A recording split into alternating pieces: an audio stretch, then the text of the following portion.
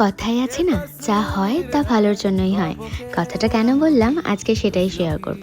30 তারিখ রাত্রেবেলা আমি আর মা মিলে ভেবেছিলাম বাবাকে সারপ্রাইজ দেব। মেনলি তার জন্যই এই বাইরের ট্রিপটাতে ঘুরতে আসা।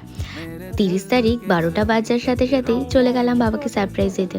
ওমা, বাবা বলে কেক কাটবে না, শরীরটা ভালো লাগছে না। তাই আর কি করা যাবে, সেদিন আর কেকটা কাটা হলো না। পরের দিন হোমস্টেতে আরও নতুন গেস্ট এসেছিল, আরও নতুন একটা ফ্যামিলি।